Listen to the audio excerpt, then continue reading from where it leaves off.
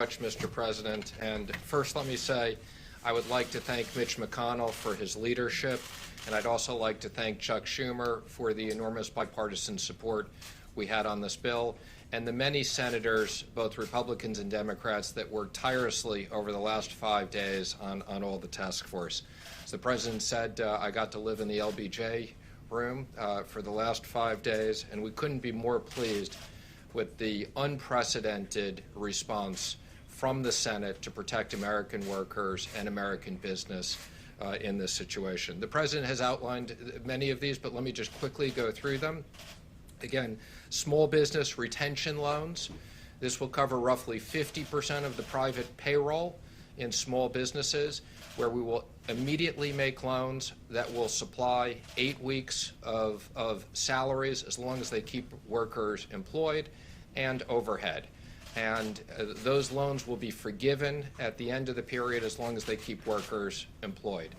These are SBA loans, but the Treasury will be issuing new regulations authorizing almost every single FDIC-insured bank to make these. I expect by the end of next week, we will have a very simple process where these can be made and dispersed in the same day. So this will be a very simple system to get money into small business hands. For companies that don't qualify that, we have a economic program of tax incentives to retain workers. And as the President said, we have enhanced unemployment insurance for people who don't fit into these two programs that will be administered through the states. We also have economic impact payments. These will be within the next 3 weeks, direct payments into most people's deposit accounts, and for those that don't have it, we will be having the checks in the mail. Treasury will have additional authorities. We have $500 billion that we can use to work with the Federal Reserve for emergency programs that will create up to an additional $4 trillion, if needed, to support American business and American workers in an unprecedented way.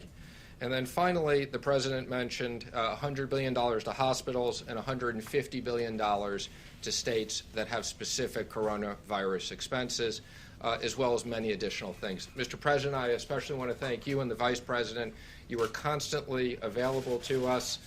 We spoke constantly throughout the day. You gave us guidance and quick decisions on many issues. And again, thank everybody for this great bipartisan work. This is going to be enormous help for the American workers and the American economy. The President was very determined that Congress would move swiftly to protect hardworking Americans in business in this unprecedented situation.